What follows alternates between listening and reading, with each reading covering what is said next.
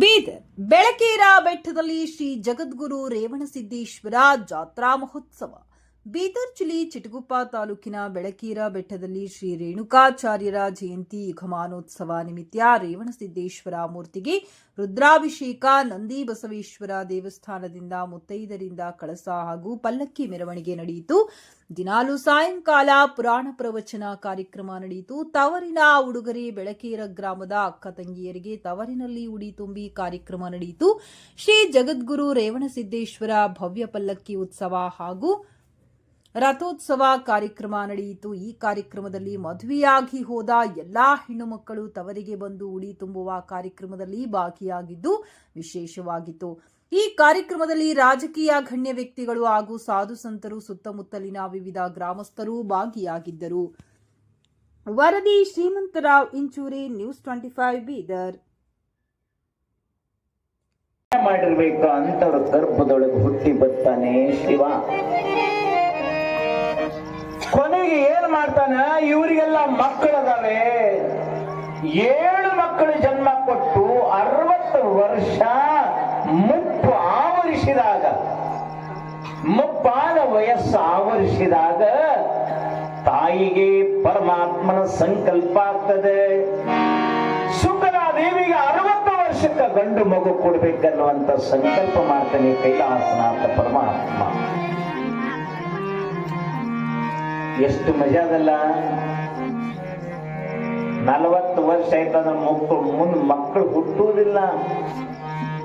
ಮುಪ್ಪ ಆವೃಷದ ಆ ಸಮಯಕ್ಕ ಜಗದ್ಗುರು ರೇವಣಸಿದ್ದೇಶ್ವರ ಸನ್ನಲಾಪುರಕ್ಕೆ ಬರ್ತಾರೆ. ಇಲ್ಲಿದ್ದಾರಲ್ಲ, ಪಲ್ಲಕ್ಕಿ ಒಳಗೆ ಕುತ್ಕೊಂಡು ಜಗದ್ಗುರು ರೇವಣಸಿದ್ದೇಶ್ವರ ಭಕ್ತರ ಸಮೇತವಾಗಿ ಸನ್ನಲಪುರದ ಸೀಮೆಗೆ ಬಂದು ಪಲ್ಲಕ್ಕಿಯನ್ನು ಇಳಿತಾರೆ ಜಗದ್ಗುರು ರೇವಣಸಿದ್ದರು. ಪಲ್ಲಕ್ಕಿಯಿಂದ ಇಳಿದು ಅಷ್ಟೇ ಅಲ್ಲ, ಜಗದ್ಗುರು ರೇವಣಸಿದ್ದೇಶ್ವರರು ಸೊನ್ನಲಾಪುರಕ್ಕೆ ಬರ್ತಾರನ್ನ ಸುದ್ದಿ ನನ್ನಪ್ಪ ಮಹಾರಾಜ, ಶ್ಯಾಮಲಾದೇವಿ ರಾಣಿ, ನನ್ನಪ್ಪ ಮಹಾರಾಜ, ಶ್ಯಾಮಲಾದೇವಿ, ಜಗದ್ಗುರು ರೇವಣಸಿದ್ದೇಶ್ವರ ಬರ್ತಾರಂದ್ರೆ ಆನೆ ಅಂಬಾರಿ ಸೈನ್ಯವನ್ನ ತಗೊಂಡು ಸ್ವಾಗತಕ್ಕೆ ಬರ್ತಾರೆ. ಗುರುಗಳನ್ನ ಹೆಂಗ ವೆಲ್ಕಮ್ ಮಾಡ್ತಾರೆ ನೋಡಿ. ಗುರುಗಳನ್ನ ಯಾವ ರೀತಿಯಾಗಿ ಸ್ವಾಗತ ಮಾಡ್ತಾರೆ. ಸ್ವಾಗತ ಮಾಡುವಂತ ಪರ್ಯಂತದ್ದು ರಾಜನ ಕನಿಷ್ಠೊಳಗೆ ಜಗದ್ಗುರು ರೇವಣಕರು ಹೋಗ್ತಾರೆ ಅಂತೆ. ರಾಜ, ನಿನ್ನ ಆಸ್ಥಾನಕ್ಕನ ಬರಕತ್ತೀನಿ ಅಂತ ತಿಳ್ಕೊಂಡು, ಅವ್ರಿಗೇನು ಪತ್ರ ಇಲ್ಲ, ಟೆಲಿಗ್ರಾಮ್ ಇಲ್ಲ, ಫೋನ್ ಇಲ್ಲ, ವಾಟ್ಸಪ್ ಇಲ್ಲ, ಫೇಸ್ಬುಕ್ ಇಲ್ಲ. ಕನಿಷ್ಠನೊಳಗೆ ಜಗದ್ಗುರು ರೇವಣಸಿದ್ದೇಶ್ವರ ಬರ್ತಾರೆ. ರಾಜ, ನಿನ್ನ ಆಸ್ಥಾನಕ್ಕೆ ನಾನು ಬರ್ತಾ ಇದ್ದೀನಿ ಮಗ. ರಾಜನಿಗೆ ಕನಸವೇ ಟೆಲಿಫೋನ್ ಆಗಿತ್ತು, ರಾಜನಿಗೆ ಕನಸವೇ ವಾಟ್ಸಪ್ ಆಗಿತ್ತು.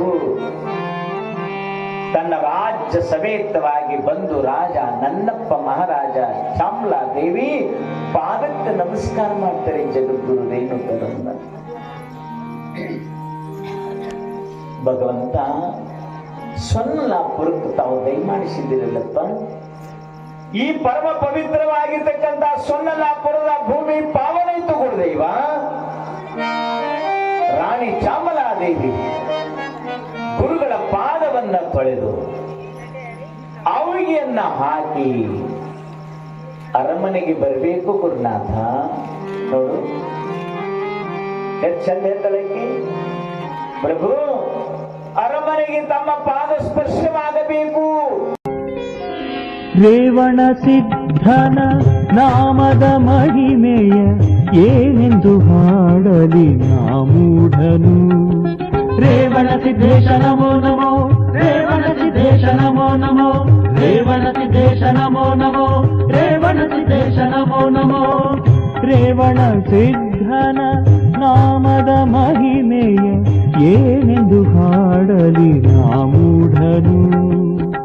ಅಜ್ಞಾನ ಕಡಲಲ್ಲಿ ಮುಳುಗಿಹ ನಾನು, ಅಜ್ಞಾನ ಕಡಲಲ್ಲಿ ಮುಳುಗಿಹ ನಾನು, ಅವತಾರ ಪುರುಷಗೆ